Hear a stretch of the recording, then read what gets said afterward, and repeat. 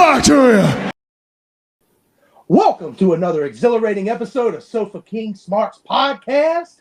This week we're going to be breaking down SmackDown and Raw from WWE. Ladies and gentlemen, LA Knight, yeah, and Roman Reigns, the Tribal Chief, is currently loading. My name's Chet Von Chetsky, and I'm here with that dude Ben, a.k.a. Hubencio. How the hell are you, buddy? I'm good, man. Good. Just I wish Raw was good as I am, but it's not. It was not good. No, sir. It was below good. It was. I'm gonna be honest. I normally don't watch wrestling.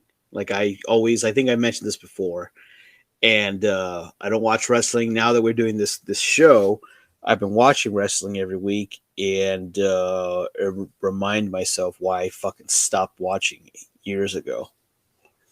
Yeah, some of it's a slog. Yeah. But man, when it's good, it's good. It's good. It's good. It's good. Fucking brings me back like a big old titty hooker. Yeah. It's bad for you, but Speaking of sluts for money. Yeah. John Cena opens the show. And since he's got nothing to do these days, yeah, he opens the show. SmackDown emanates live from the Bach, Don't Call Me the Cock Center in Tulsa, Oklahoma. Yeah, what's up with that name? I got a good laugh when he said that. Yeah, what's up with that name? That's fucking B-O-K, the Bach Center. When I heard that, Bach on the cock. When I heard that, I'm like, wait, stop. Let's rewind because that didn't sound right. And I was like, oh no, it is Bach. Cool. Yeah, because it's that dildo Kevin Patrick saying it too. So you don't know what 20 WrestleMania 33 days. You don't know what the hell he's saying. No, he's got a thicker accent than me. But so he comes out, and before he can start saying a whole lot, out comes for the first time, I believe in 6, 7, 8 months. I got to check my calendar. The Tribal Chief, Roman Reigns, comes out.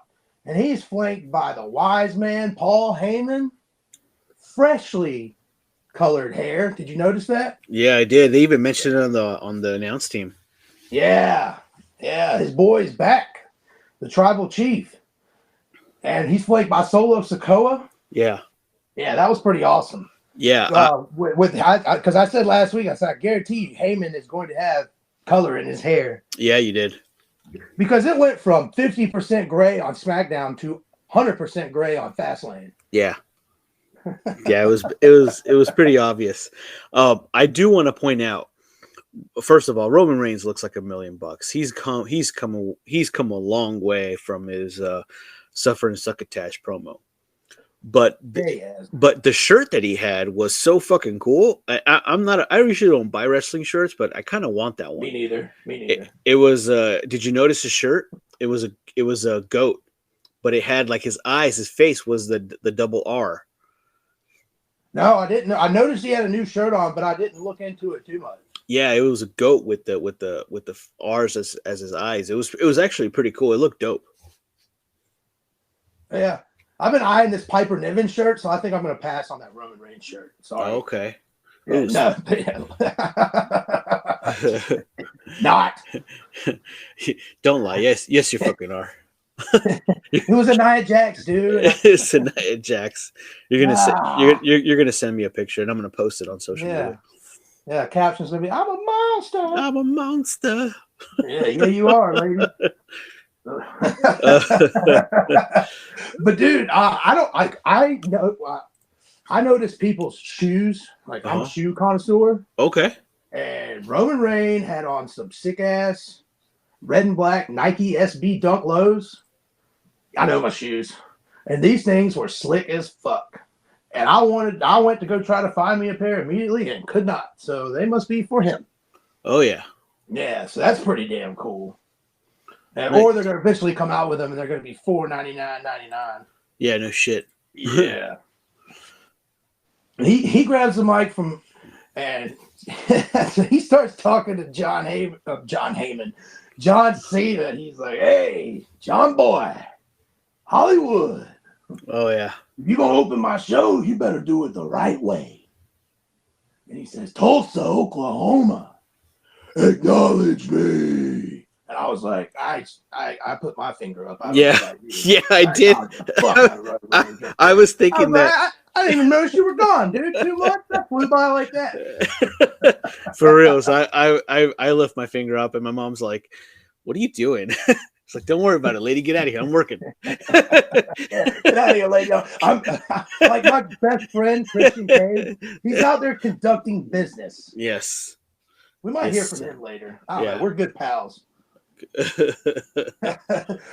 He tells John Cena, he goes, you're not the GOAT. I'm the GOAT. And so Cena says he's going to throw Roman for a curveball. Yeah. And he's not there to challenge Roman, but yet acknowledge him. And that kind of perks Heyman up like, oh, what the fuck? What the fuck? He's like, all right. He says, you've been champion 1,138 days. But Cena says that he's not here to challenge him because he hasn't earned it yet. But he does know someone who has. And all of a sudden you hear L-A and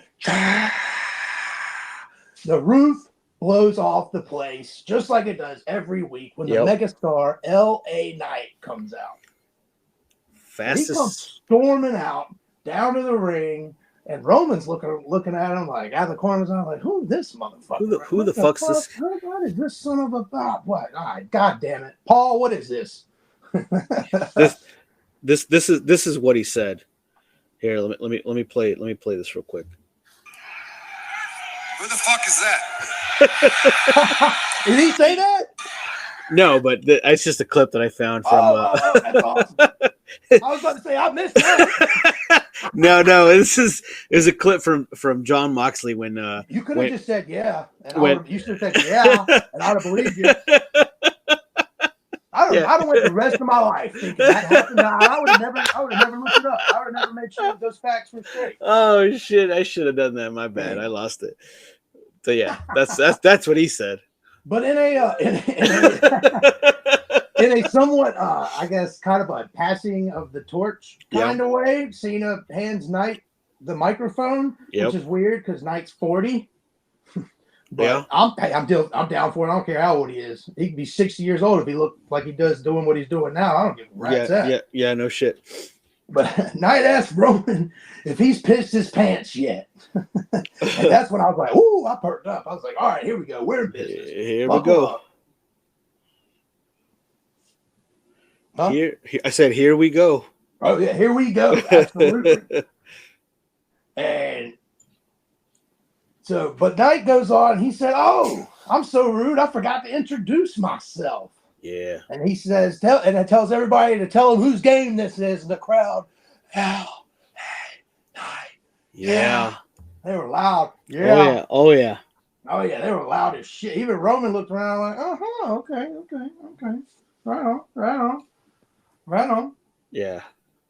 And Roman says, since I've been gone, that's basically cute that they say your name. That's cool. So right as then, Cena starts making this crazy face right behind LA Knight. And I'm like, what the hell? But then Jimmy Uso, old Jim Uso, tries to attack LA Knight from behind and throw LA Knight out of the ring. But LA Knight says, get the fuck out of here, son. Just chunks his ass out. Yeah. Yeah, hit the bricks, sonny. And he gets back face to face with Roman Reigns. And he starts jawing at Roman, Heyman, Solo, telling each one of them they can get it whenever they want. And I was pumped.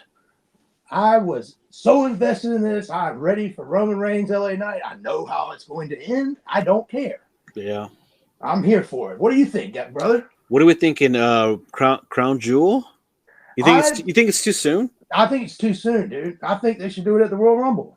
Yeah, I think so too. I think they're gonna build up the Cody, Jay, LA Knight, and Cena for War Games.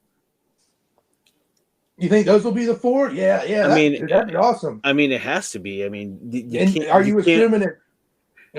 You can't waste LA Knight and Roman at Crown Jewel. No, not and. But I don't want to jump ahead, but I did see that the rumor is Cena versus Roman at Crown Jewel, which makes sense. I hope that's the route. That was the rumor first, but then the rumor circulated LA Knight, so who knows? I don't know. I'm here for either one. It's awesome. Yeah. I mean, I'm the John Cena Roman match, but it's, that SummerSlam 21 match was garbage. The best part about it was John Cena returning at Money in the Bank with the first pay-per-view with fans after COVID. Yeah. Yeah. So that was the highlight of that program. Yeah, that match sucked. The only thing that saved it was Brock Lesnar. Brock Lesnar coming out saved that match. Yeah, that whole pay-per-view was ass. Oh man, don't get me started. I was there at that pay-per-view. Oh shit. Yeah, I was in Vegas for that pay-per-view, and that fucking pay-per-view sucked. So, move along. I don't want to talk about it. Moving on. Moving the fuck along. Okay. Okay, before we move on, did you see the guy in the front middle seat of the front row? Did you see his shirt? Oh, the KFC one? Yeah, it said Lunchador. Lunchador, yeah. Luchador is the Colonel. Yeah, Luchador Colonel. Yeah, that was pretty cool. I don't think the Colonel would appreciate that too much. No, not at all. Probably not. But yeah, it was cool. Colonel only eats white meat. You know what I'm saying? Yeah. I don't care about that dark meat. No, you don't want that dark meat. There was this kid losing his shit the entire front row. I don't know if you saw it, but that was pretty cool. I'll send you a picture of it soon. It was. Okay. It was pretty. Yeah, fun. I didn't notice him. Oh yeah, I noticed it. Now, did you see the miracle that happened Friday night? I saw. No, what miracle? Let me backtrack. It was one of the most miraculous things I've ever seen, not just in sports entertainment, not just in wrestling, not just in life in general. What's that? Yeah, Elton Prince returned from life-threatening injuries. Oh man, I'm so happy for him. Pretty Deadly is back. I'm so happy for him. Hashtag Elton Strong, dude. Hashtag no. I am a Pretty Deadly Mark. And if you ain't down with that, I got 2 words for you. Yes, boy. Yeah. I will say this. I like Pretty Deadly, but they came out to a 0 reaction. Oh, crickets. It's yeah. Which is unfortunate because they're pretty good. They're fun. They're funny. They're funny heel tag team, and yeah, they're funny, quirky heel tag team. They remind me of some tag teams from back in the day, especially heel one. Yeah. But being in Oklahoma, it's and being a flamboyant team, I could see why there was no reaction. No, not in Oklahoma. They think rainbows only happen after the rain, brother. Yeah, the movement hasn't gotten there yet. Give it time. They just got 3G last year. Oh shit, man, that's great.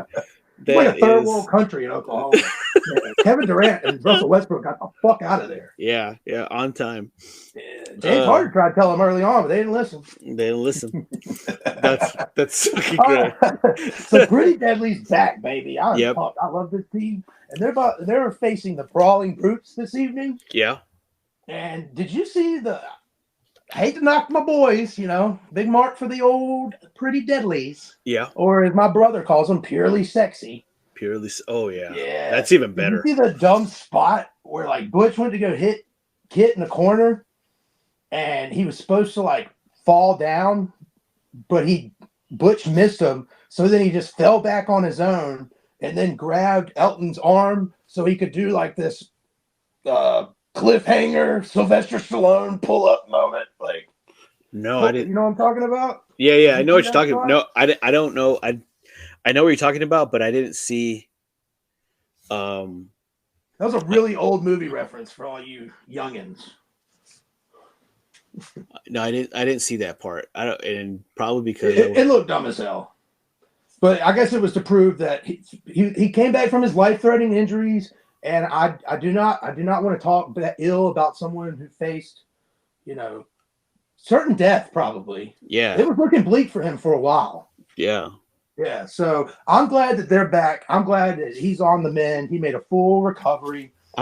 I'm glad that my thoughts and prayers, saved his life. Yeah, T's and P's with you, brother. T's and P's, dude. T's and P's. T's and P's. Hashtag Elton Strong. Hashtag Elton Strong. Yeah. Hashtag Tony Khan probably just tweeted about that bullshit. Thanks, guys. Yeah, thanks, guys. All right. What's next? Speaking of some guys, in the back, we got the newly returned Carlito. With the return, I guess, this year. With the shit ass music. And Bobby Lashley, big Bobby Lashley. They're backstage. Bobby welcomes Carlito, but he says, "Welcome back to my show."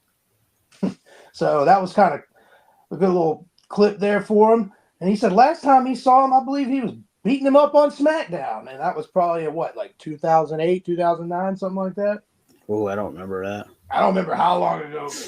I guess Carlito returned after 14 years. So yeah, 2008, 2009. That seems right. My timeline's that up. Don't look that up. Nobody Google that. I don't think anyone will. Good. You're safe. Because everybody here listening, they're from Oklahoma and they only have 3G. So by the time they figure it out, we'll already have a new episode up. Yeah, no shit. Yeah, absolutely. But after Bobby says the last time he saw him, he was whooping his ass on SmackDown. He said, that's all water under the bridge. He goes to extend his hand, but Carlito declines. And he says instead he'd rather have his first match back on SmackDown against Bobby Lashley. And I thought this match was going to happen tonight, but apparently I was wrong. Yeah, me too. Yeah, but I never saw them announce it either. Because one thing WWE's doing right now is they're announcing matches in the future. Mm-hmm. And they have like 5 matches announced for next week already. And they never do that. No, not at all. Yeah, so after Carlito says that he wants to face Bobby Lashley in his first match back, the Street Profits attack him from behind, hand Bobby a chair, but before he can use it, what do you know? WWE security. It is separating them. Adam Pearce is in the mix. Well, it's Jason Jordan is the one that comes out and isn't it? Oh no, that's Raw. Never mind. I'm thinking of something else. Yeah, because Pearce hasn't been given a new job yet. Oh, okay. Yeah. All right, next up in the back, there's a segment. Kind of got a couple laughs out of me. It's the Bloodline in the back. And Roman asked Jim, he was like, what are you doing? Oh, yeah, this is good. Yeah, he was like, I'm trying to be used. Calling audibles. Calling plays. Roman's like, so you the quarterback now? You the quarterback? He's like, no. I'm second string, dude. I'm second string. Yeah. He's like, you can't be out here calling audibles, calling hot routes. Yeah. It's good. It's so good. Yeah. And he goes, yeah. And but he says, if you were the quarterback, what would you do? And he said he'd get Jay back. And Roman's like, Jay? Jay's old news. The only thing that matters were the tag team titles. And Jay, as a champion, disrespects the bloodline, disrespects our family. What would our children think? Yeah. Yeah. I mean, he's like, think, Jay and Cody is a slap to the face to the bloodline as tag team champions. He goes, all right, I got you, dude. He said, no more audibles. We good? He goes, yeet. I don't like that. Yeah. And I was like, yes. Because I think Yeet's dumb. Yeah. Personally. There's also people that I know from years back that said it a lot. So I have a different reason to hate it. Yeah, I thought it was dumb then and it's dumb now. Roman doesn't like Yeet. But what he does like, he wanted them to fist each other. So they fisted. That's how that segment ended. Yeah, it was. I don't like Yeet, but here's my fist. Yeah. That it was pretty good. It made me forget that they had jumped the shark in SummerSlam. They are flying around that and not talking about that so much that they're throwing everything in such a different direction. I'll give it to them. I really don't think about that anymore. Yeah, and one thing that I like, and we'll talk about this in Raw too, is that they're moving away from it, except for one person from the whole Bloodline storyline. They're moving away from it, which they're continuing the story, and they're hinting at bringing back Jay, and Roman's like, nah, fuck it, let's just get out of here, let's move on, and I love it because he's trying to brush it off for sure. Yeah, absolutely. Yeah, yeah, I do like where everything's heading. Yeah, I feel like they've done a decent job of correcting course on this bullshit that they did. Yep, I agree. So, I mean, we'll see where things go from here. Next up, Bayley beats Vega in a match with a rose plant. Yeah, that's my notes. I didn't have anything. Vega looked amazing. Yeah, her fat ass was out there as always, and I'm always here for that. Yes, that girl got the cake, all the cake, biggest bakery at WWE. Yes, sir. Yes, I'm all about the cake. But yeah, Bayley wins off distraction from EO, and as Damage Control beats down Vega afterwards, let's just all collectively groan together. Oh. Charlotte Flair comes. I'm not even gonna say prancing in 10-inch heels. Yeah, I don't know what it was. She looked like she was gliding. It was kind of impressive. But at the same time, awkward. I'm just going, no, why? No. Yeah, it was fucking awkward. Involved in this bullshit. Fuck. Yep.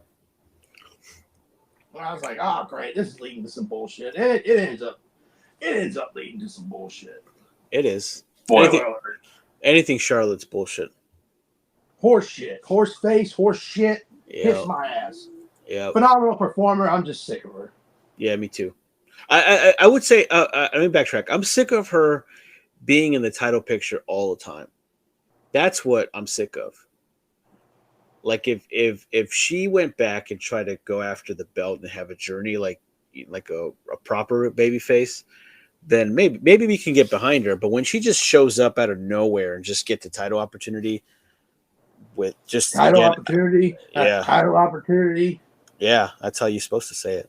Can't say after title opportunity. Well, first of all, you can't say shot. You can't say shot on TV. Thank you. No, but it's a title shot. It is a title shot, but they can't say. You know what's an opportunity? A job opportunity. But you can't say shot on TV. That's why.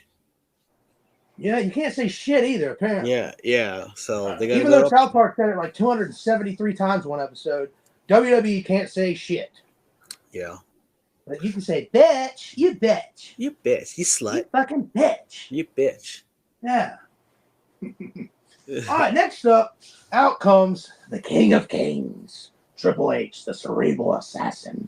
Newly on the grapevine, head of creative, has full head of creative. Yep. And based off the shows I've been watching, I believe it.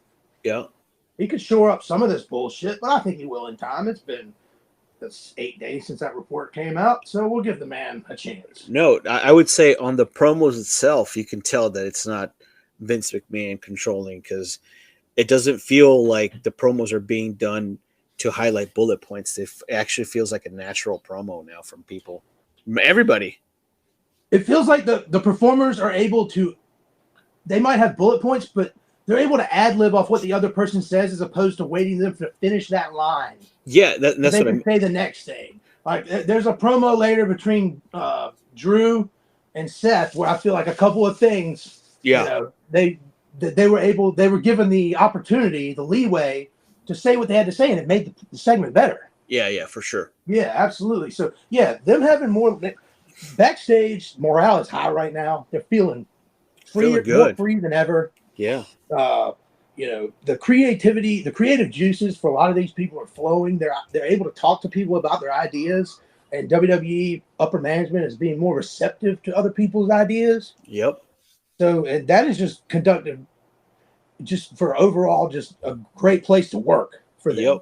Yep. I agree. So I like what Triple H is doing. I like where they're heading. But Triple H comes out because he's got a big announcement to make. And Adam Pearce is already standing in the ring in the corner, flicking his bean. And he tells Adam Pearce that he has done a thankless job. So he's going to give him a promotion. He's now the general manager of Monday Night Raw. So what are your thoughts on that? Just having a GM there. Do you care if there's GMs or not? GMs only work if you have a real likable babyface or a very hated heel. Good point. And Adam Pearce is neither. Now Nick Aldis, I mean we don't know which way. Well, we haven't gotten there yet.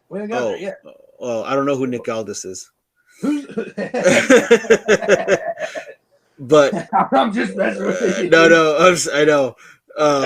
But Nick and Triple H does, but not yet. Yeah, we might as well jump the gun there. Yeah, Nick Aldis is the SmackDown GM. My bad. And for a lot of you, I don't know if you know who Nick Aldis is. Yeah. I didn't know who he was until he fought Cody. He didn't fight Cody Rhodes. He fought Cody at All In 2018. Yeah.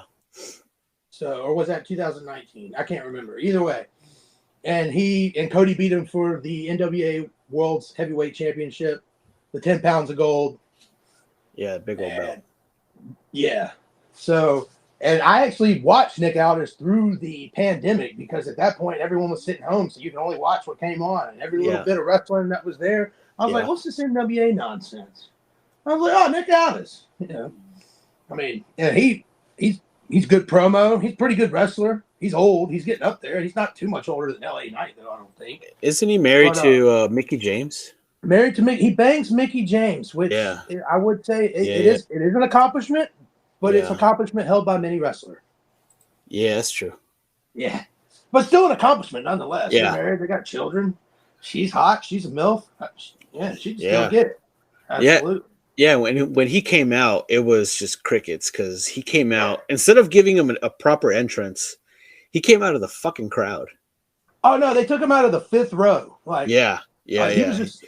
He had to pay. Everyone was like, wow, this guy's overdressed as fuck. He had to pay for his ticket. I mean, his blue suit was pretty dapper, though. It was. He's a sharp wrestler for sure. Yeah. Those British fellas, I don't know, they wear them suits and they look distinguished. Yeah. Yeah. They do. He looks like he knows a thing or two about a thing or two. They look proper. Yeah, proper. That's a good way to put it. He does look proper. Yeah. So at this point, Dominic Mysterio is already out there. Yeah, getting booed like a motherfucker. He's getting booed out of the building. Yeah. And Triple H he's having a good time out there. Yeah, he is. I could tell he seems free flowing and easy. And so when you're the boss and running the show, you can be that way. And I can see it in the man. And he made a joke. He goes, man, I thought, these boos were piped in from the back, but man, it's really that loud out here. Yeah. That was a nice little either rib to the naysayers, but we've all heard it. There's multiple weeks. You could clearly hear them turn the volume knob up, which is fine. Yeah. They could be smoother with it, but for the overall, it's better than the piped in crowd noise for 2.5 years from the Thunderdome or however long it was. Year and a half. I mean, to be fair, regardless if they're piped in or not, he's still getting booed as fuck. Yeah. Oh, absolutely.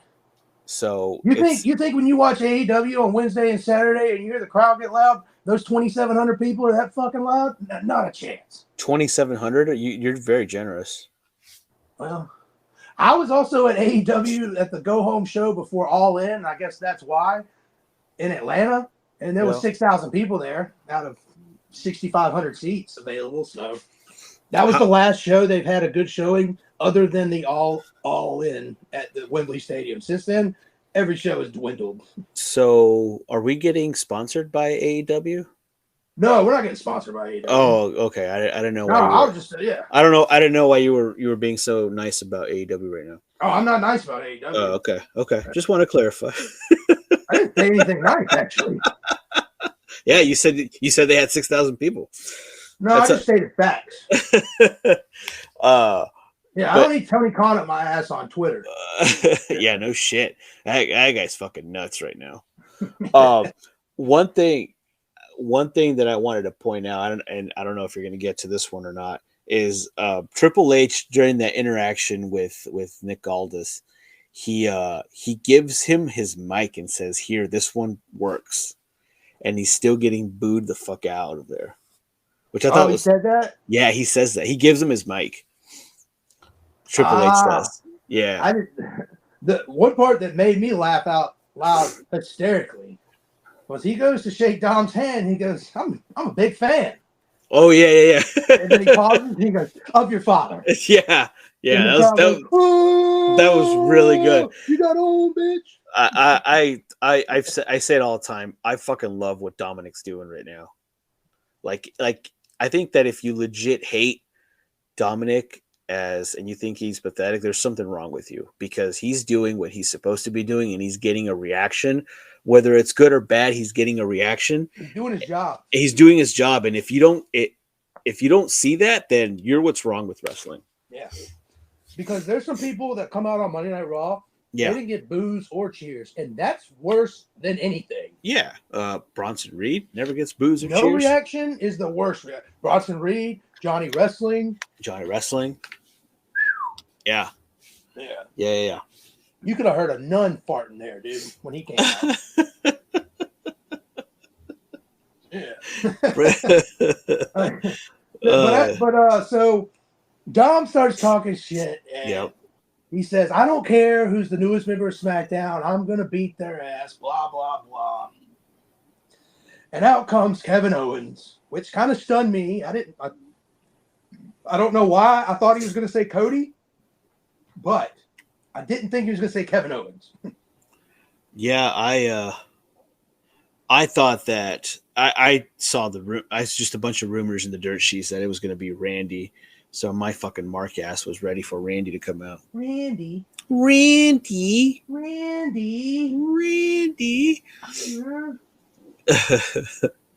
So, but I thought it was okay. I don't hate it. Huge fucking pop. Next up in the back, we got Roman and the Bloodline.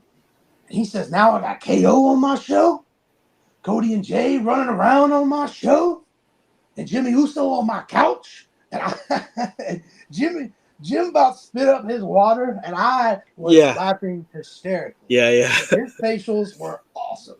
Yeah, it was good. Yeah. He said, you're sitting here drinking my water? And he goes, who's the QB? He's like, you are my tribal chief. And Jim just goes, are you serious? Oops. Yes. Roman says, nah, man. Nah. But imagine if I was. That was good. Yeah, so Jim goes to leave, and he tries to walk out the front, but Roman kind of gives us this look. He's like, nah, dude, I'm going to go this way. I'm going to go out the back. Yeah. Yeah. He says, let's go, Solo. Yeah. Roman said, stop doing that. He hates ye. Yeah. I love it. It was good. I love it too. When Jim goes behind him, he like steps on he puts his feet on the couch. I was waiting for Roman to say something about that. Yeah, dude, when he put his feet on the couch, I was thinking of two things. Yeah. Charlie Murphy. Yeah. And was Roman or Paul Heyman about to say, why'd you put feet on his couch? Yeah, they should have done that. He walked all over that white leather couch. Yeah, I cringed a little bit because I don't like feet on the couch. I'm not that guy. Nah, no feet on the couch, man. No feet on the couch. Not with shoes on, at least. Yeah, definitely not with shoes. But I hate feet, so I don't want. What's your problem, Bob, dude? Yeah, I don't fucking want to. I don't want feet on the couch, dude. Yeah, I bet Nikita Lyons puts her feet in her face. You're gonna. No fucking way, dude. I don't care. I don't give a fuck who it is. Feet is not. Bullshit. I swear on my kid. I don't give a fuck who it is. All right, dude. I'm gonna get her to do a cameo. Just hold her feet up. Oh God, I'll fucking throw up. Out of your dick. Yeah. You ain't fooling nobody, buddy.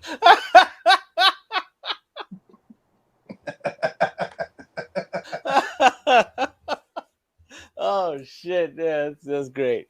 That's great. All right. So next up, thinking of throwing up out of my own dick. Yeah. You see Chelsea Green backstage? Yeah. Holy shit. Her and Piper shit. Niven were talking to Nick Aldis, and she had side boob, under boob, top boob, left boob, right boob sticking out. It was pretty much everything but the nipple. Yeah. And I was like, yeah. Oh yeah. Yeah. But guess what? Guess fucking what, man? What's that? Check this out. This has never happened before. Charlotte sticks her nose where it doesn't belong, walks up, says she's got to talk to Nick Aldis. And he just gives her another title shot. Just, hey, I'm Nick Aldis. I'm new here. Here's a title shot. Yeah. Giving out title shots left and right. I just wrote, goddamn son of a bitch. Why? Why? Why? Not why. Why? Not why. Why? Yeah. Why? Yeah. But as Charlotte goes to leave, she comes face to face with Jade Cargill. Mm-hmm. And Jade looked amazing, as always. Jade says, it's my pleasure. And Charlotte goes, oh, it will be. She looked delicious. Delicious. With the capital D. I like chocolate. And I do not like Charlotte. I've been to Charlotte a few times. It's a shitty town.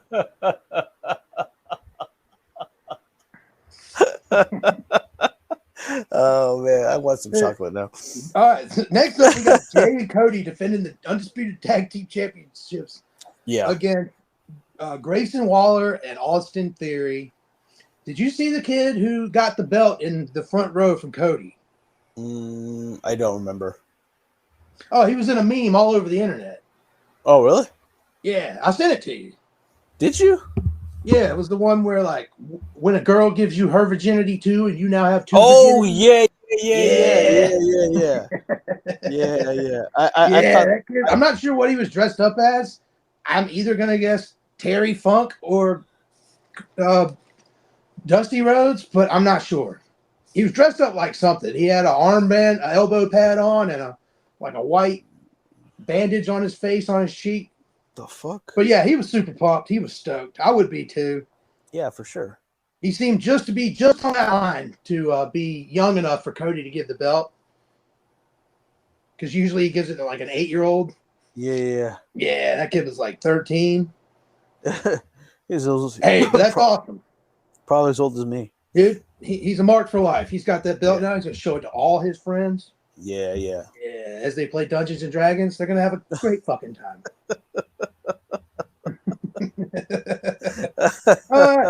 During the match, we are not making any fans. Thank you. No. We do this for fun. Yeah, I'm here for fun. You come back next week, that's because you like fun too. Yes. During the match, they go for the modified 1D, which we like to call here as the Chody Cutter. The Chody Cutter. You heard it here first. Jay hits a tope to Waller on the outside. Cody hits a cross chodes for the win to Theory. And then as they're going to leave, Roman Reigns music hits for the second time tonight. Twice in one night. Who'd have thought? Nice. Yeah. And it was the first time him and Cody came face to face since the night after WrestleMania 39 on Raw. And I immediately went from not giving a shit about Cody's story to let's fucking go. Yeah, me too. Like within 2 seconds. I was like, boom, let's fucking go. WrestleMania 40, we're doing this. Fuck you, Rock. Sorry. Yeah, it was fucking intense, and I loved it. Yeah. I didn't care. I'm the same boat. I didn't care after he lost at Mania. I didn't give a fuck about it anymore. I was like, just move on to the next thing. And now it's like, fuck, give it to me. Give it to me again. I don't care if I get disappointed again. Just fucking give it to me again. Yeah, I at the end of WrestleMania 39, I stood up off my couch and I just looked at my brother and I just said, fuck. And then I said, have a good night. I'm done. And I went to my room and went to bed. I was also fucking hammered at that point. Yeah, that's funny. Yeah. Yeah. Yeah. You have any idea how many Chetweisers I've been on that day? A lot of. Wow. A lot of. They were vodka Chetweisers. Oh, shit. That's good. Yeah. All right. Good shit. We got the main event between Solo Sikoa, the Bloodline, and LA Knight. Yeah. Yeah. During the match, Solo goes for a Samoan drop on Knight, but he reverses it into an awesome power slam. Yeah, it was good. It looked incredible, especially because as big as Solo is. Mm-hmm. Yeah. And then he hits the LA elbow for then big double clothesline. You don't see a lot of these days. Double clothesline. Mm-hmm. I'm a big mark for double clothesline. Yeah. Yeah. I love a good double clothesline. Yeah. Yeah. But out comes Jim, comes out, and he eats an eight. Well, before he eats an eight, he stands in the corner, looks at LA Knight, goes to run forward, stares at Cena, and just jumps onto him. Yeah. Yeah. Yeah. So there's that. But then AA from Cena, blunt force trauma to Solo, 1, 2, 3 for the win.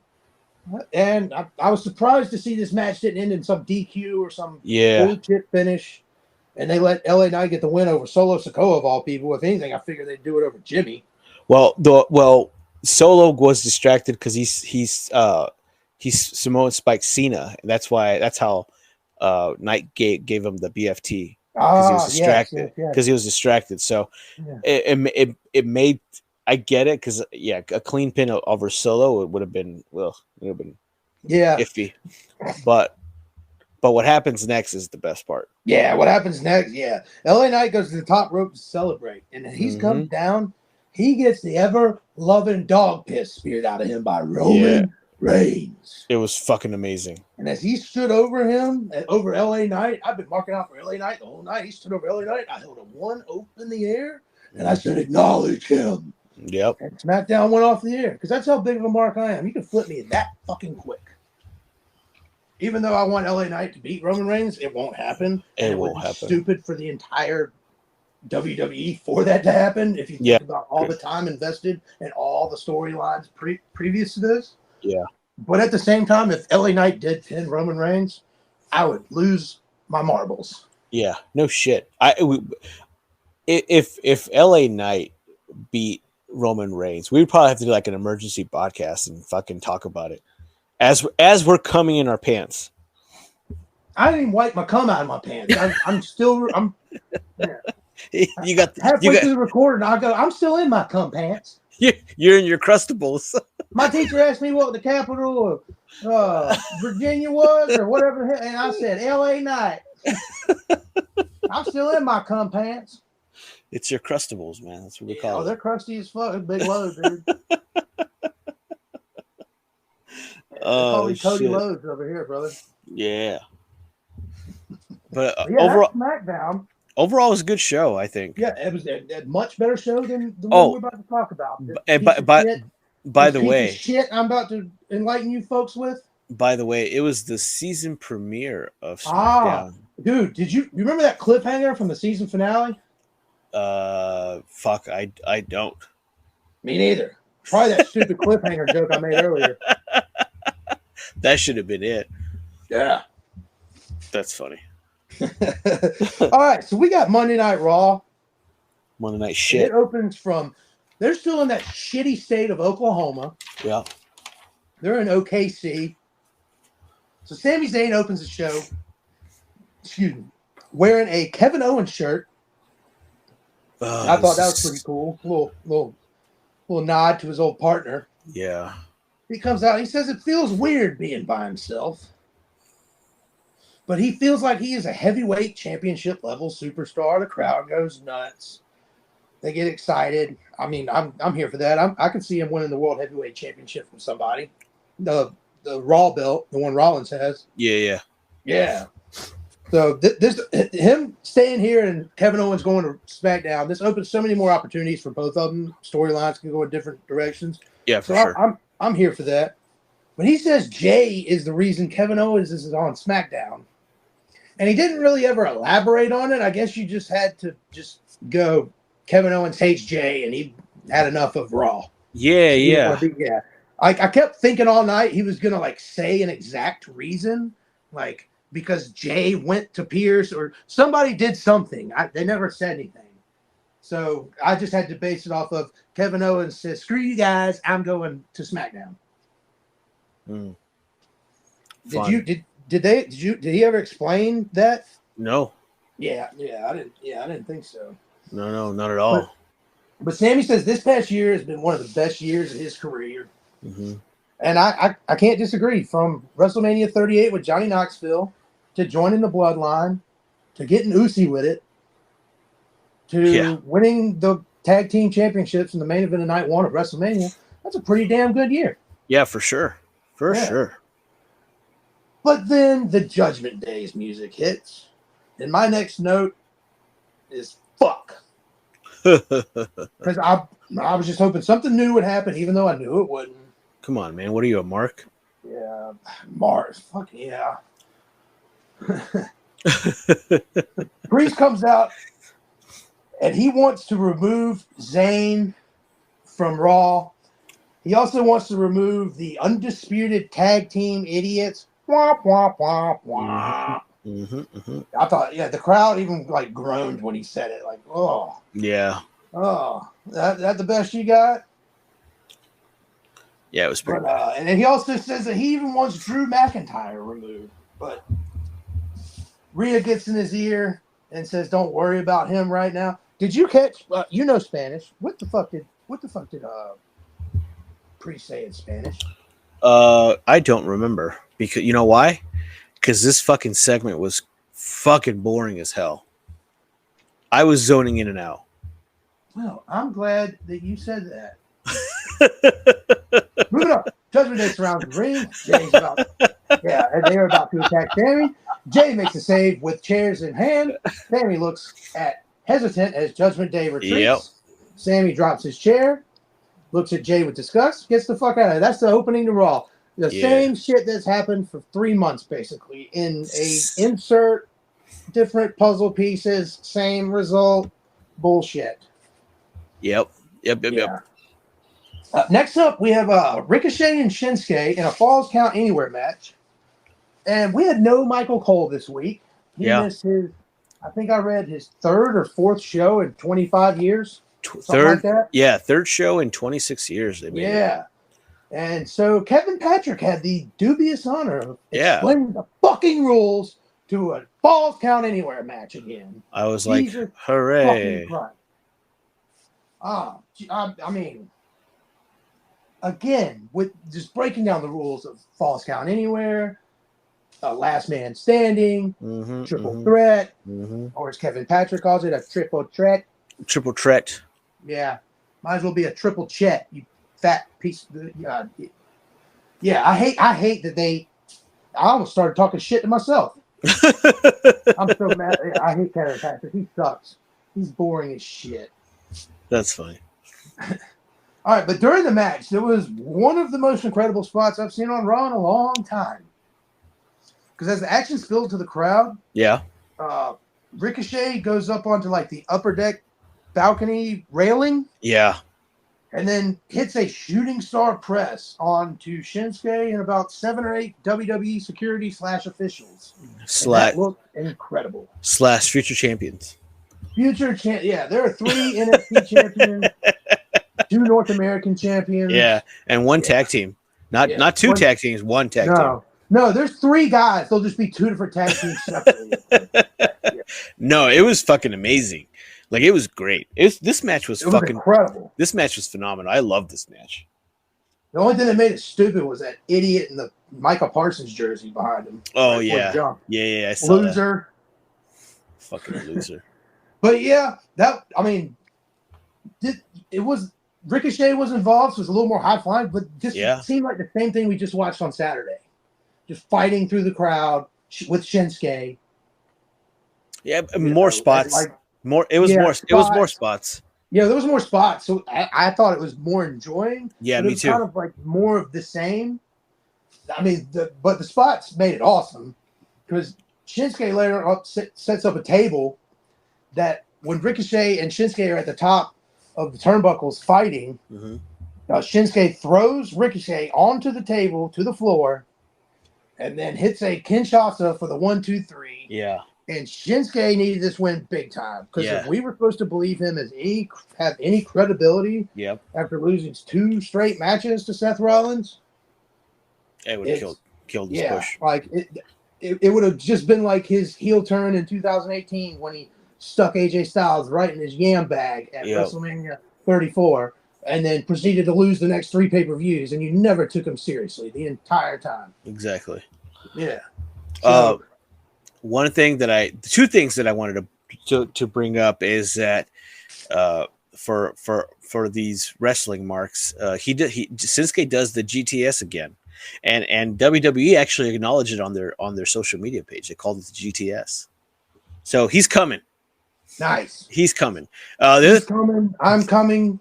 The thing that made me come in this fucking match was the fucking double nunchucks. Nakamura pulls out the double nunchucks, and I'm like, oh, okay. I missed this part, and I'm now pissed off because God, he pulls out 2 nunchucks, and I'm thinking, 2, and I'm thinking like, oh, he's gonna just put like one in his hand or whatever and do it. No, he fucking does the whole rigmarole of the nunchucks with both hands. It was fucking. You went through the whole dealio? Yeah, it was fucking cool. Yeah. And then it's funny because like I had a piece. Those are Hollywood sound effects, by the way. I was playing with my headphones as I was watching it, and as soon as he did that, I fucking stood up and started doing it too. Nice.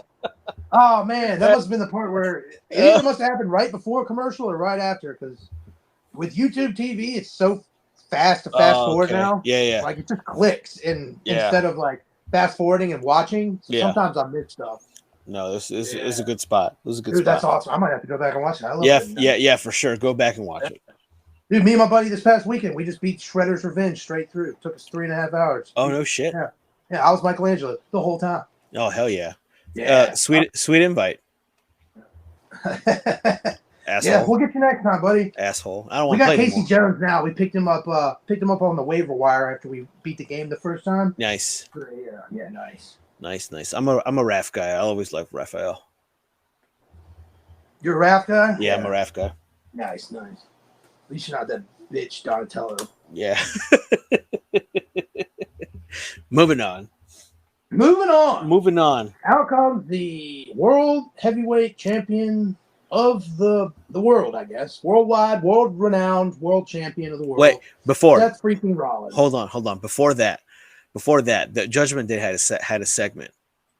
And the only thing that I thought of was, so when they're talking, and I don't fucking pay too much attention to the fucking segments, but they're talking, right? And then Rhea just fucking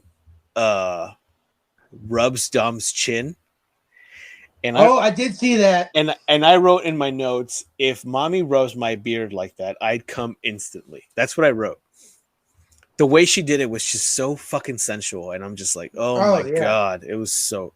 He was like, I remember that. I didn't think it was worth talking about. He was like, "You need me down there on your side, mommy?" Yeah. Said, no, I got this. No, it was. She tickles his taint. That's where Dominic's taint is, right under his chin. Yeah, well, she can tickle my taint too. Fucking A. It was such a. Continue. Continue with the boring ass segment that comes up. Before I get to Seth Rollins, there was a Nikki Cross sighting backstage and some women's bullshit I did not watch, but I did see while I was fast forwarding. She was sitting in the background, so I'm here for that. I watched the replay on Hulu, so they didn't show that. Hulu, they don't like women's wrestling. They don't like me. Yeah, because there's a match that it's on that I'm reading right now, and it wasn't on Hulu. No, I wish it wasn't on Raw. So. But it was. Yeah, no shit. All right, so out comes the world heavyweight champion Seth freaking Rollins. Let's go. And he's wearing his Darby Allin Halloween starter kit. Oh my God. And he had these glasses that look like the dude from Star Trek. I'm a nerd and I'm a mark, but I'm not that big of a nerd or mark to know that guy's name. I don't know it either. I thought you were about to go. I know his name. I know his name. I'm not a fucking loser who likes Star Trek. Now. Mark, not a loser. Okay. Now, if you said Star Wars, then yeah, I'd fucking mark out. Yeah, R2D's nuts came out here.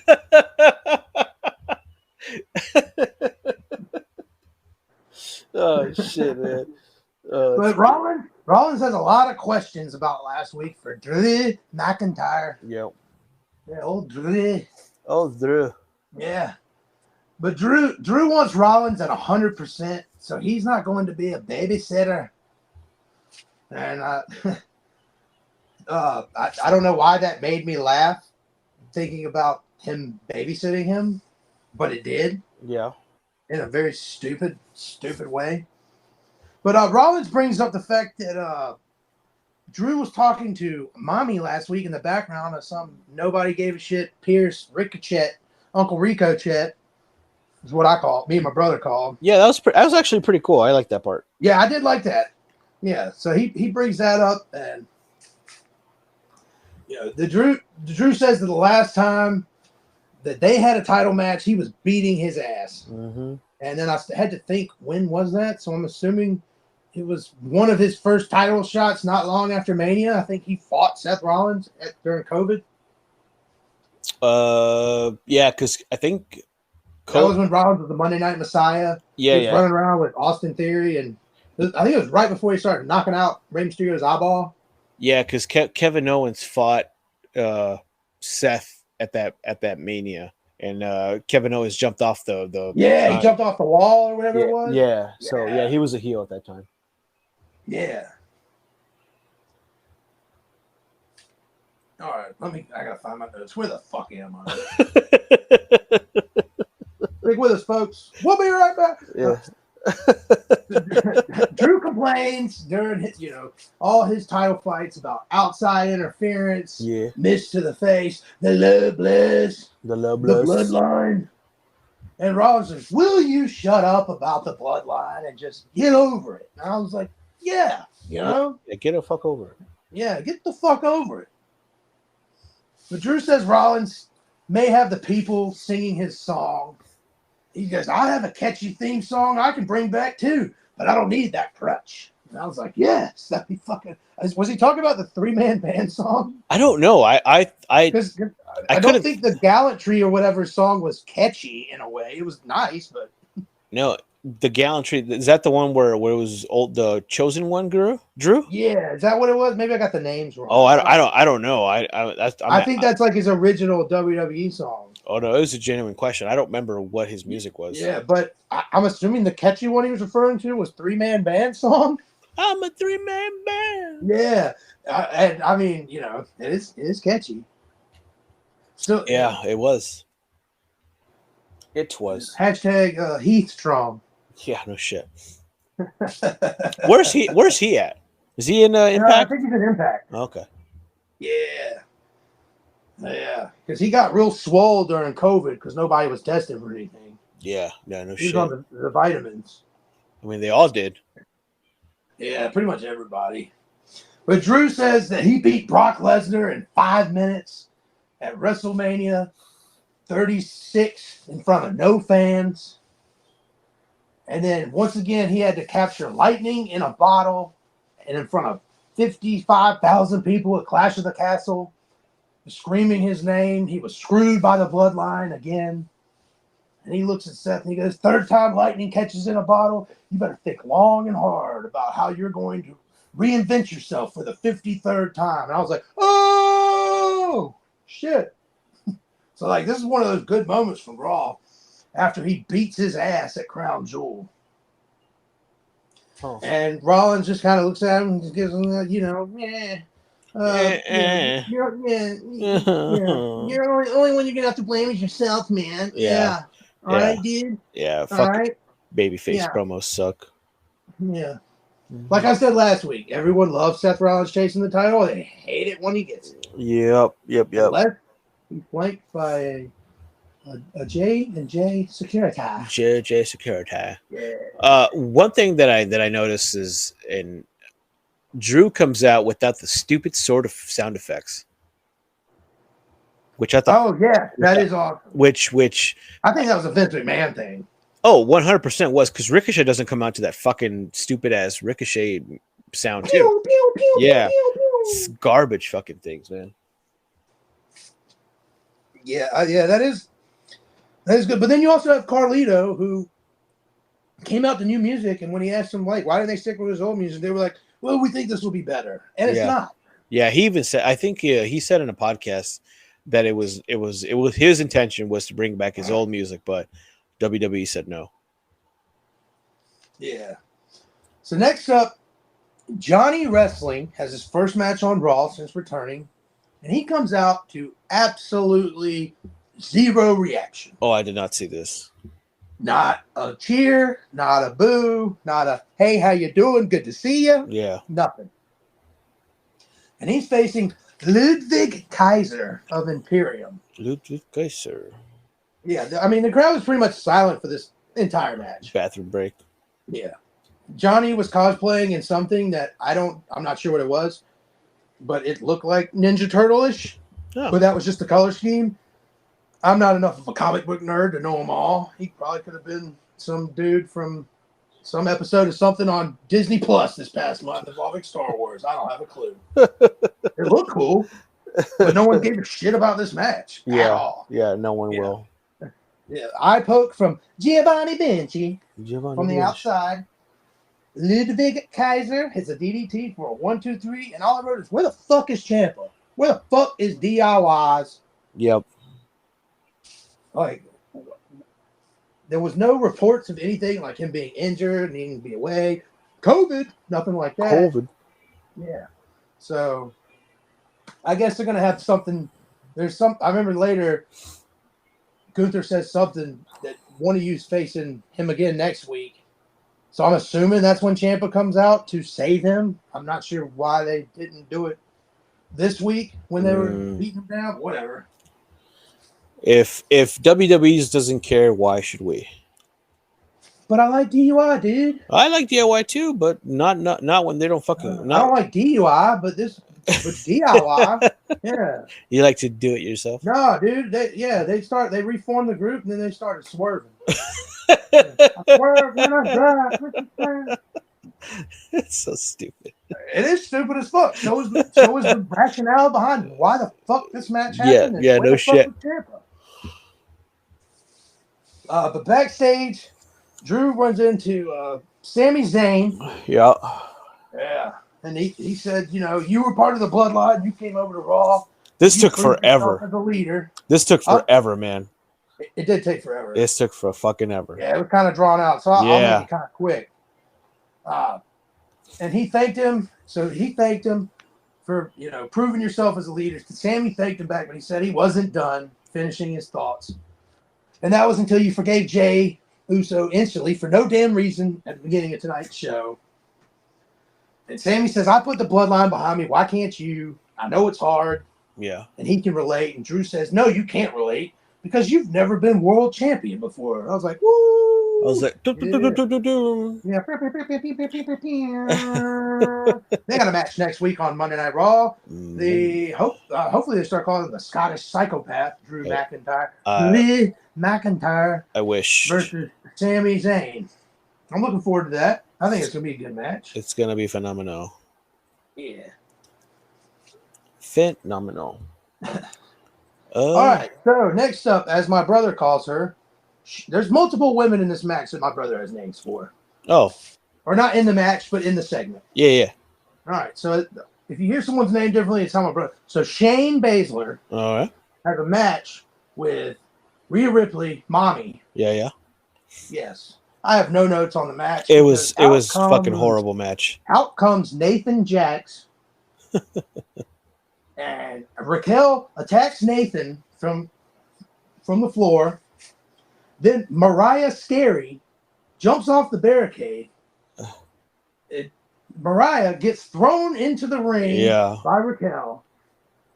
And then Raquel has Nia Jax up. Or no, excuse me, I got that backwards.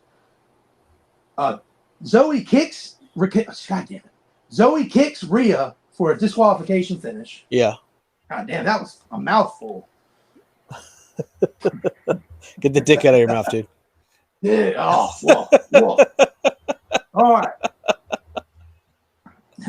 Afterwards, Rhea goes for a body slam on King Kong Nia. and Zoe kicks both of them. And then Nia, when it comes crashing down and it hurts inside, falls on Rhea. Oh, that's fucking great. Yeah. And that's how that segment. It took us. I made it. Yeah.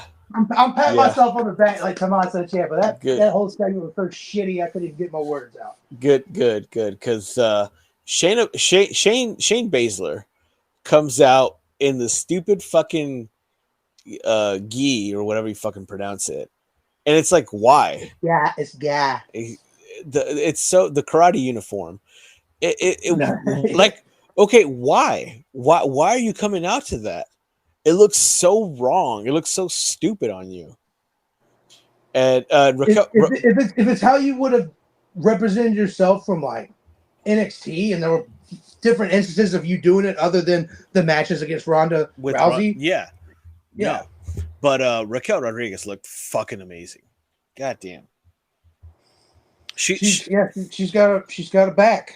She's got a big back. She's my boner of the week.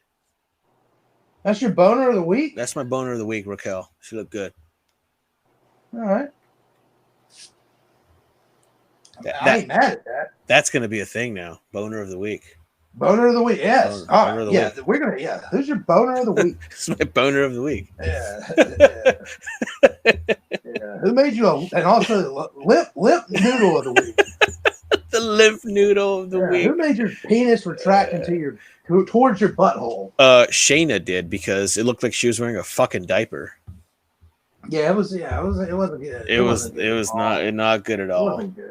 It wasn't good. I mean, you had the behemoth Nia Jackson there too. I mean, I'll take Nia over Shayna. I mean, it's funny because I wrote behemoth in my notes. Yeah. And then King Kong Nia was fucking great. And then next up, when for the Gunther versus Reed match, they called him a behemoth when he walked out, and I was just laughing to myself because I just wrote the word behemoth. Or maybe the first time in my life. I don't think I've ever written that word down. Did you spell it right? No, I looked it up and I didn't. Yeah, I missed an E. It sucks. It sucks when your notepad doesn't scribble a red under it. Nah, dude. You know what I do when I misspell a word? I don't know how to spell a word. I just write it in cursive.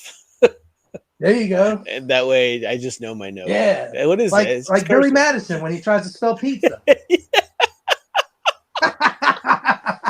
That's exactly it. He's like these. Oh, that's exactly it, man. That's exactly where I got it from. That's fucking great. Fun time. All right, so we got for the. Oh, good shit. For the Intercontinental Heavyweight Championship of the World, we have Gunther versus Big Reed. What do they call him? Big Bronson Reed? Big Bronson Reed. Okay, they built this guy at 6 foot tall, and the top of his head was underneath Gunther's chin.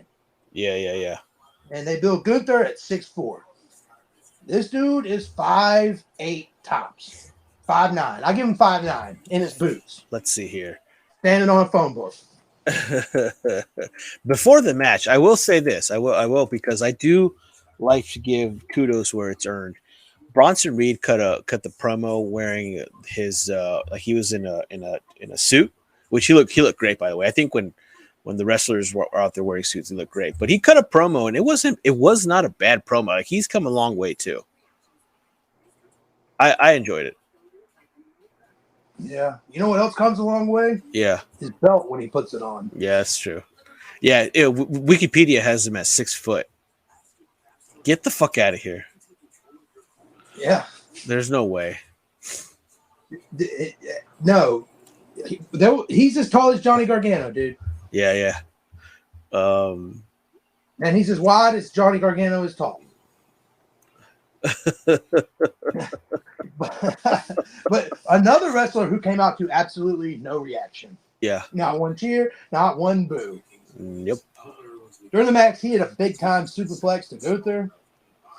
Goes up for tsunami, misses, shotgun drop kick, which they do not call that anymore for pussy reasons. I don't know. Something about a school or something like that. Excuse me, sorry. I'm sorry if that offended you. Vaginal reasons. Vaginal reasons, they're not allowed to say that. Hits his shotgun drop kick. Gunther goes to the top rope for the big splash. Yeah. And for the 2 count, which kind of stunned me. I thought it was over. Yeah, me too. Gunther just looks absolutely pissed. Yeah. And he gets up and he grabs that big fat son of a bitch and he power bombs the fuck out of him. Oh, the crowd was going crazy for him. Yeah, no, it did not look like he had to work hard. It looked so easy. Yeah. With ease. Yeah. I mean, like even the crowd gasped when he did it. I mean, Gunther, like when he powerbombed Otis a few weeks ago, it was good, but it took a second to get there. You know? Yeah. I was just going to say that. He grabbed Bronson Reed. He said, "Motherfucker, get over here." Mm-hmm. And he threw his ass to the ground. Yep. It was awesome. Yeah, it was great. A good fucking match. I enjoyed this match.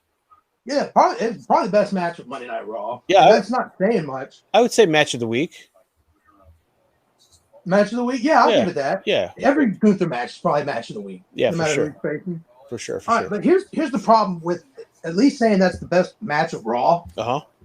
That match ends at 2 hours and 16 minutes and 41 seconds. And the fine folks, those wonderful people we spoke of glowingly earlier in Oklahoma, they did not, the bell for the main event, which was the next match, mind you, did not ring until 2 hours and 44 minutes, 54 seconds. They had, those people were in that crowd for 28 straight minutes watching nothing or video packages. Oh, yeah, because they did that with the Ricochet Nakamura. When Ricochet comes out, he does his entrance, he comes out of the ring, and then they cut to the J segment.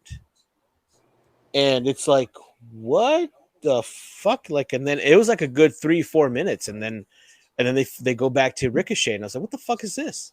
Yeah, I mean, once Cody finally finished his entrance, I was like, oh, the match is about to start. I was trying to figure out, because I saw how long it had already been since the last match. And then they cut to commercial again. And then rang the bell when they came back. So it's not an enjoyable experience. No. Because I've been to some Raws. Yeah, I was at the Raw in Greenville, South Carolina, where Bailey, This Is Your Life, one of the worst rated Raw segments of all time. I watched that live. Oh, yeah. I'm sorry to hear that. And that whole night was a slog fest. There was so much bullshit in between every match. We felt like we watched like 3 matches over 3 hours. Actually, and one of them was a dark pre-show main event. So, like, these people come out and they're expecting to watch some action, and they're watching TV as much as we are, for the most part, and that sucks. Because like I said earlier, we're not huge fans of AEW. I might have said a nice thing about them earlier. I don't know. Yeah, you did. That's shit. But I will give them this. When you are at an AEW show, I wish you had a little more time to piss, but you're not bored. Yeah. No, I agree. I've been a few, and live they're great. Live, it's fucking completely different. Phenomenal live. Yeah, you go home, you're like, what the fuck? Which, by the way, I think they aired that on TV. Which, by the way, I think I'm gonna go to Full Gear because it's in LA. At the Kia Forum? You should go. I don't know if it's at the Kia Forum. No, it's at the Kia Forum. Is it? Cool. Yeah. I've made a few posts about it. Okay. Yeah. Yeah, I might go to that. Because all of the Full Gear matches that they have are all have the Kia Forum in the background, in the picture. They all look like Winning Time, the Lakers documentary. That's how they're doing the full time. Oh shit! Okay. They're doing the Full Gear in the same font and style of that Winning Time Lakers documentary. Yeah. Cool. The way that looked on the poster. Yeah. Which is a great documentary poster. If you haven't seen that, it's awesome. I haven't seen it. Or it's not even a documentary. It's a series based on events that may or may not have happened in some of the instances. Don't ask Jerry West. He's still fucking pissed. Yeah, no shit. All right, so back to wrestling. Back to wrestling. Instead of people who retired from basketball 58 years ago. Yeah. All right, so the main event finally starts with 16 minutes to go. Mm-hmm. During the match, Dom runs out to distract Cody. So Priest starts working over Cody. Reverses a back body drop Cody does into a pedigree. Which is interesting. Hits a tag to Jay. Samoan drop. Flying crossbody for 2. So Cody comes in goes a tope attempt on the outside. He's caught by Damian Priest. Damian Priest hits a South of Heaven chokeslam onto the apron. Yeah. And it looked just north of worth a fuck. Yeah. Yeah. It did not look good. No. At all. So there's more Dominic interference. So out comes Sami Zayn to make the save again. What do you know? He's in the mix. Per usual. He gets rid of Dom. Priest just low blows the fuck out of Cody. Just dick kick city. Sorry, son. Thanks for coming. Yeah. And then hits an incredible Razor's Edge through the announce table. It looked real good. It was good. Yeah, for sure. Yeah. Cody it was like a thud when he hit it. He did. He did. Yeah, he did. He did. He's dead? Yeah. Back in the ring, Finn Balor goes to the top for the coup de grace. Jay avoids it. Hits a big spear. Yeah. To Finn. Then hits another spear to Priest. And then as he goes to the top, because he's going to hit the big Uso splash, Jimmy Uso comes out of nowhere to super kick him. He rolls into the ring. Coup de grace. Who knows what it is these days? Coup de grace. 1, 2, 3. We got new tag team champs. What the fuck was all this for? Why? What happened? Why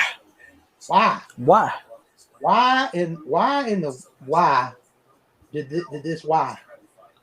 The only thing that I could think of was just to spearhead the Jay Jimmy storyline for what I'm predicting is going to be War Games. Has to be. Yeah. Has to be. You would think. Because there's no other reason why they're going to be interfering with each other in matches if they're not going to face each other at Survivor Series for this kind of stuff. I think I crown you. I was going to say crown you. They could have accomplished all this without them having to win the titles for no reason, just to lose the titles. Yeah. Much easier ways to figure this out. It's just in Cody's contract. He needs to win a belt. He didn't say which story he was finishing. Yeah. See. But yeah, that's Monday Night Raw this week. It's Monday Night Raw. Monday Night Slogfest. Yeah, it was other than the Gunther match, and Bronson Reed does not impress me in the least bit. I thought he did great. I thought that match was great. I think Bronson Reed did better with Gunther than he's ever done with anybody else. But then again, that Gunther does that to a lot of people. Call me a son of a bitch, but if you're going to keep telling me he's 6 foot tall, I don't give a fuck about him. You son of a bitch. Yeah, I'm a son of a bitch. I know WWE lies about a lot of shit. Yeah. Undertaker was like 6'9". He wasn't 7 foot. Kane was 7 foot, right? You didn't have to do tail of the tape multiple times this week showing that. Yeah, no shit. If you just kind of casually say it during a match, there's a chance I might not even catch you saying it. But you put out a tail of the tape on the internet, on Instagram, on the interwebs, on the YouTubes, on the Twitters, on the X's, on all those. And you said that this man is 6 foot tall. No fucking way. Yeah, go fuck yourself. Go fuck yourself. But yeah. All right. Well, that's all I got for Monday Night Raw. Monday Night Raw was ass. Monday Night Raw. Ugh. Monday Night Flaw. Let's get on to some news, rumors, speculation. Yeah. Word on the grapevine, if you will. Word on the grapevine. Yeah, what do you got this week, buddy? The one thing that that I have was Logan Paul. Logan Paul had a match this past weekend versus. Is that what you call it? Well, I'm trying to be as professional as possible here. But he had a match versus some fucking no-name piece of shit that was an embarrassment, and Dylan Dennis. I think his name's Dildo Dennis. Dildo Dennis. Yeah, it was fucking horrible fucking Dildo match. Dennis. Anyways, the match was garbage, but I want to talk about I don't care about the match anymore. But he the reporter asked him what was next, and everyone thinking that he was going to talk about boxing, but he's like, you know what, I'm American, and I want to go after a belt, and there's only one belt that I want, and it's the U.S. belt, and he calls out Rey Mysterio. So Rey Mysterio was on a podcast 2 days ago and said that, you know, he's ready to fucking face him whenever he wants. So we might get Logan Paul versus Rey Mysterio crown jewel. I think we are, because they've already said on they said social media that this Friday, Rey Mysterio is going to confront Logan Paul. On yeah. So I'm all for it. I like Logan Paul. He's a good wrestler. Would you like to see Logan Paul win that belt? I would like to see the belt off Rey Mysterio. Yes, but if that means Logan Paul has it for like the next 9 months and he's here Roman Reigns style, I'm not here for it. But if Logan Paul wins it and then loses it, I don't know. Let's say it Survivor Series, Royal Rumble at the latest.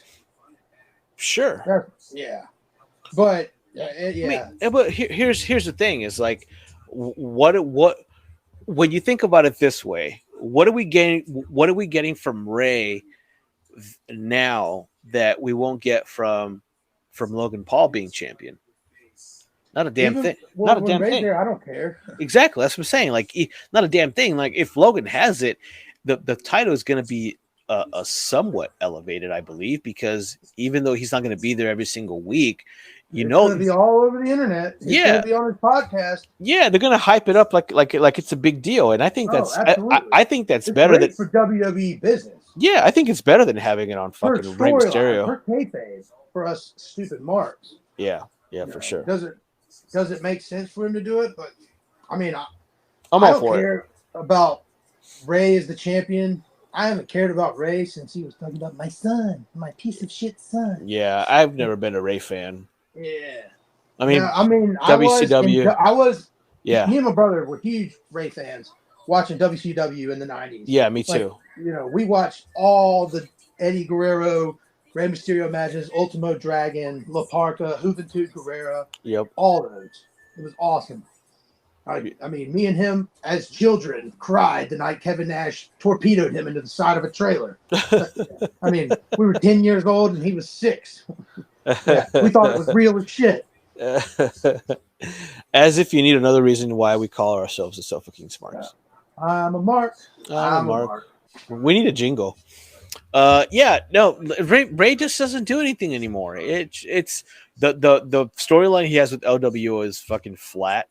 No one cares about it. They missed an opportunity by not turning Santos Escobar heel when they fought. It's just time to move on. And I think Logan they could have reformed Legado del Fantasma with the other two. Yeah, and have them all turn on Ray, and even let the Zelina turn, or let her stay with Ray. I don't care.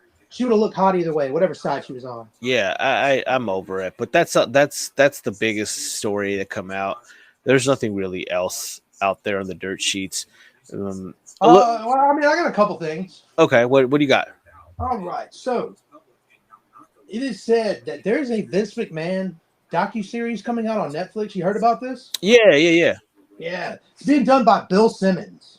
Oh, Jesus Bill Simmons, Christ. He does great work.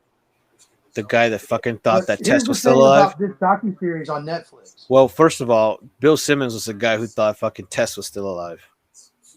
Well, that's how in tune he is with the product. You know what? To be fair, I used to follow Bill Simmons a long time ago, like maybe 15 years ago, and he was really he was a big wrestling mark for sure. But, yeah, he knows that, and he knows NBA real well. Yeah. But yeah, this is the highest budgeted docuseries that Netflix has ever done on Vince McMahon. No shit. But here's the caveat. Vince does not have final say on the finished product. I saw that. Yeah. I saw that. That's good. Yeah. I think that's dope. That means anything goes. Well, what do you mean you're going to talk about my NDAs? Yeah, what do you mean? Shit, suck my cock. That day. You got your numbers crossed. Ow. I sucked his cock. What are you talking about? Linda sucked his cock. Yeah. I was just in the corner beating my meat.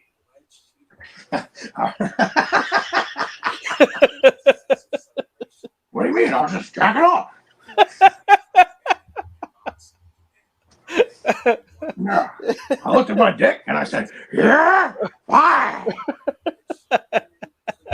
And it fired out some white stuff. Yeah, right on a paralegal.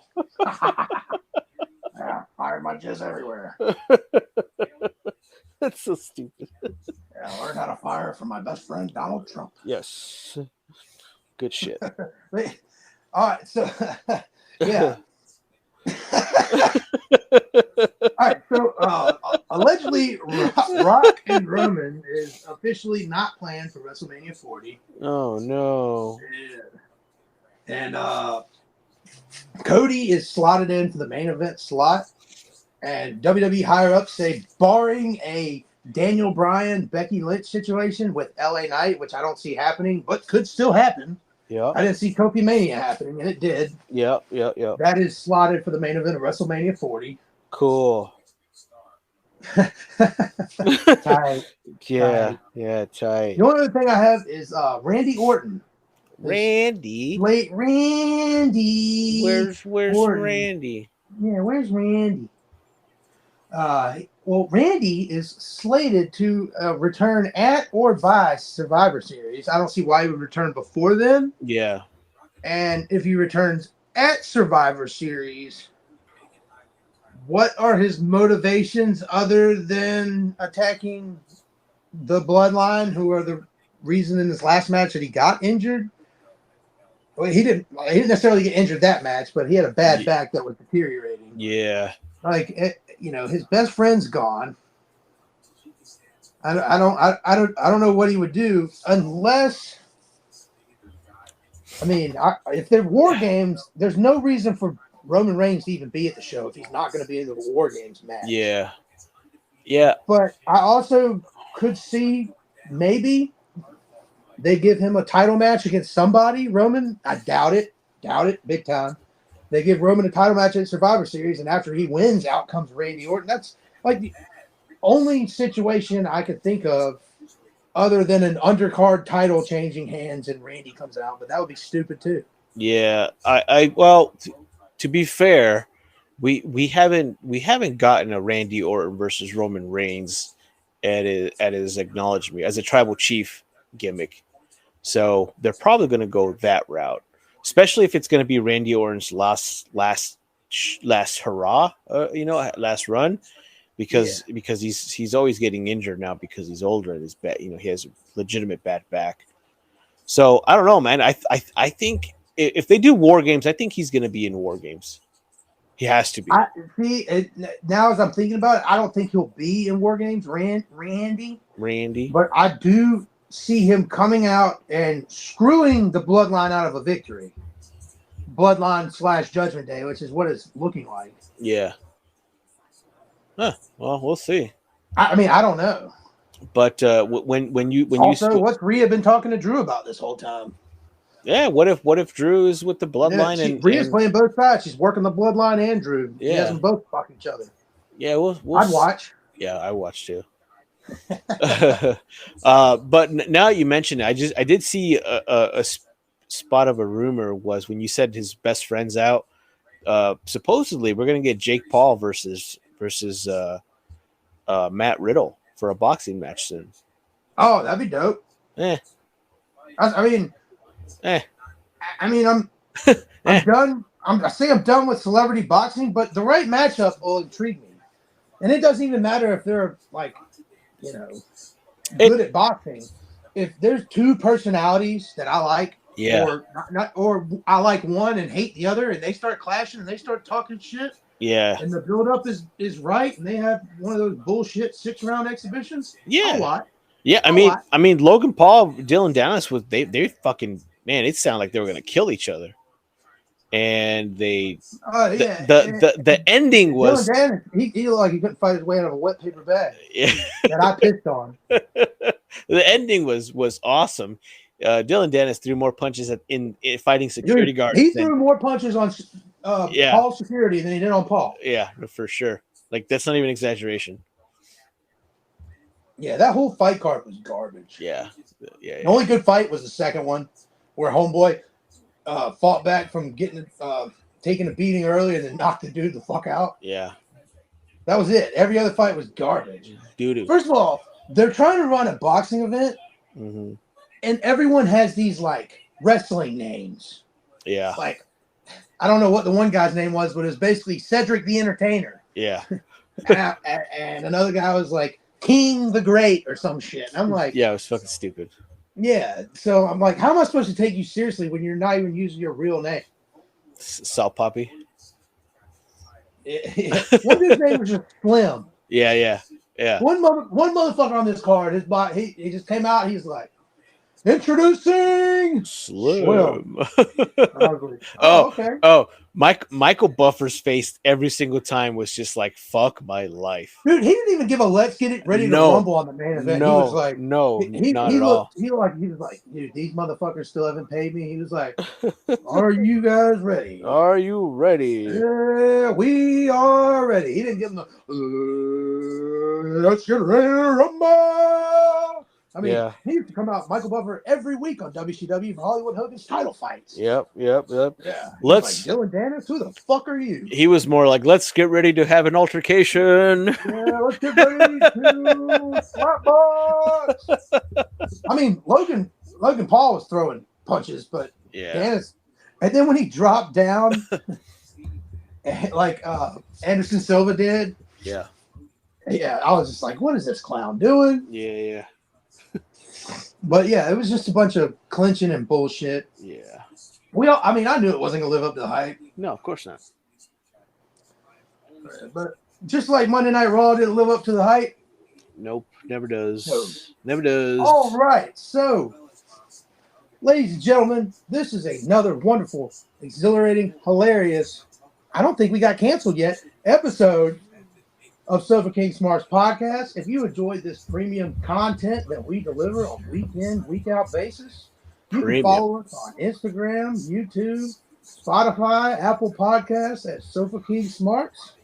My name's Chet Von Chetsky. You can follow me at Chet Is Wrestling on all major social media platforms. And my co-host here, that dude Ben, at Whobencio. How do you spell that, buddy? WHOBENCIO.